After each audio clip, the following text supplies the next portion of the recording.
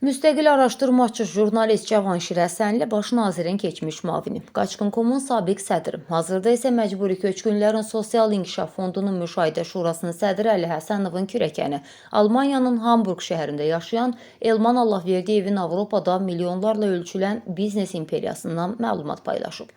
Jurnalistin sözlərinə görə Elman Allahverdiyev İngiltərədə özünə yaxta şirkəti açıb.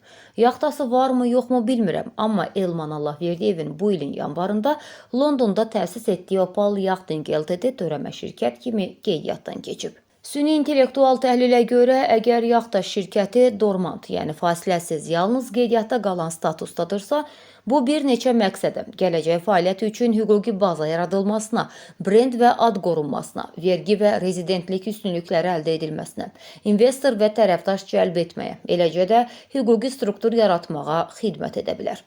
Dormant şirkət vasitəsilə sahibkar bank hesabı aça bilər, bəzi ölkələrdə viza, oturum icazəsi üçün əsas qura bilər. Bu əslində yaxta biznesinə başlamadan əvvəl platforma yaratmaq deməkdir. Yəni, əgər şirkət dormant qalırsa, bu daha çox strateji hazırlıq, hüquqi mövcudluq və gələcək üçün infrastruktur saxlamaq üçündür. Qeyd edək ki, Elman Allahverdiyev həm də Almaniyada Lohimex GmbH-ı təsis edib.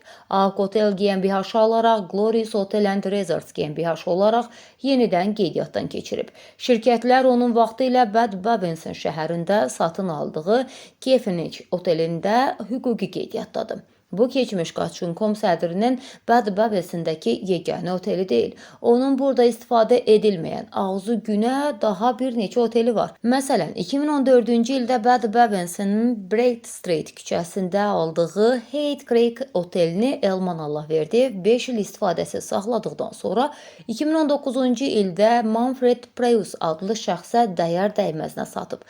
O da otel otaqlarını 15 mənzilə çevirib satıb. Elman Allahverdiyevin həmin şəhərdə aldığı digər əmlak isə 2014-cü ildə aldığı Bad Babenson diabet klinikası olub.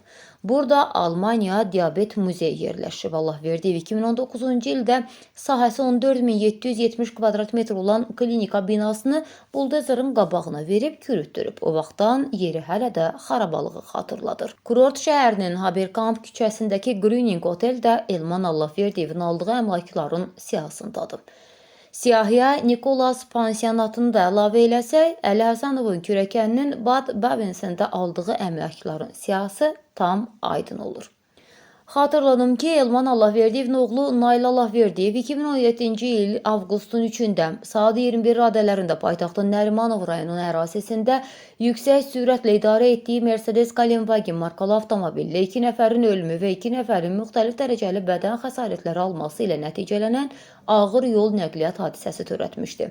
Əli Həsənovun kürəkəni məhz bu hadisədən dərhal sonra Azərbaycandan külli miqdarda vəsait çıxarıb milyonlarla avro dəyərində olan otelləri və klinika binasını alıb. Həsənov 98-2019-cu illərdə baş nazirin müavini, 98-2018-ci illərdə həmçinin Qaçqınların və Məcburi Köçkünlərin İşləri üzrə Dövlət Komitəsinin sədri olub, deyə Cavanşir Həsənli məlumatında qeyd edib. Səsləndirilən iddialarla bağlı qarşı tərəfin də mövqeyini işıqlandırmağa hazırıq.